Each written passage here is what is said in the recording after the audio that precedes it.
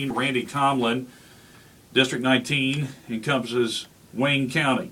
And in southern Wayne County, there's coal mines and lots of coal miners. And I don't know how many coal miners are going to be affected in Wayne County with this latest layoff, Randy. But obviously, the war on coal is real, and the war on coal is serious, and it has damaged West Virginia homes. It has damaged West Virginia families, and it has damaged West Virginia's economy, and the effects are far-reaching. How can the House of Delegates, the West Virginia legislature, be a part of the solution?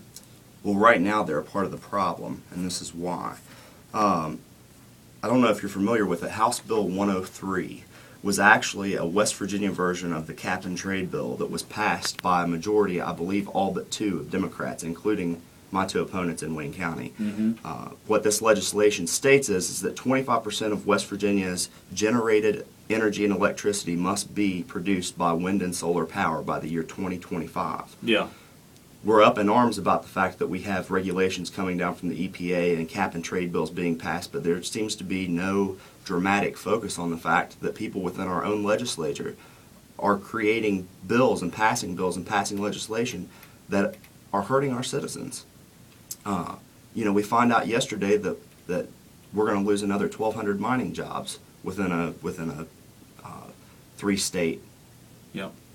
And it's absolutely ridiculous that we have people who know, that are in office, who know how much our state, people from my own county, depend on the processing of coal and the extraction of coal to live. Yeah. Now, your cousin, Earl Ray Tomblin, governor of West Virginia, no, I don't know if you all related or not, but he doesn't come to family reunions. Okay. When he was Senate president, he obviously voted for, may have even sponsored that local cap and trade bill that you're talking about, and it was signed into law by then Governor Joe Manchin. Yes. By the way, in Earl Ray's reelection, of course, one of the things that Bill Maloney's tried to bring out, his Republican opponent, is the fact that Earl Ray gets lots of money for his family dog kennel. To the tune of millions of dollars. How much investment do you have in that family kennel, Randy? I don't hold any stakes in it. You don't? But if he's getting millions from it, I think that I need to give Earl Ray a call. Do you have a greyhound by chance? I don't. Okay. These things, and I bring this stuff up, and we can laugh about it, but it's serious. West Virginia politics, it's a joke. I mean, these type of things have gone on for decades and decades. We have dead people voting in Lincoln County. I mean, I'm sure there's some people coming out of the graves. They're going to be voting for your Democrat opponents. How do you get over that? How do we ever get over this hump, this bad, negative stereotype politically in West Virginia? It's going to take an effort by all of us to change the process. Me running for House of Delegates is a step that I can take to help others. Other people making the conscious decision to educate themselves on what's really going on how the good old boy politics of West Virginia is not only corrupt, but it's damaging our state's economy. It's putting us in terrible situations. I don't have the study with me today, but a friend of mine, who's actually cousins with Rockefeller, sent me an email showing that within the state, there's been a study done that shows that with the incentives and the tax breaks that we give coal companies, our state actually ends up in the red from the coal industry. And those are the types of things that can't happen. We understand that there are EPA regulations and things happening right now. We understand that this industry is under a lot of pressure, and we have to find a way to pivot and keep West Virginia on the forefront of energy production.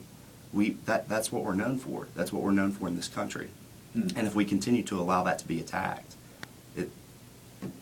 our future is very bleak at this moment, looking at that. Let me ask you about some social issues.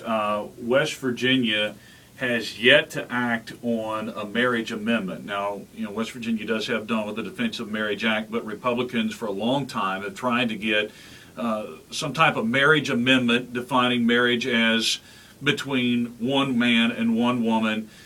passed by the legislature, or an amendment that would it would allow the people of West Virginia to have a say-so on that. Obviously, there seems to be a push for gay marriage right now, certainly by this White House. Would you be in favor of a marriage amendment if you're elected to the House of Delegates?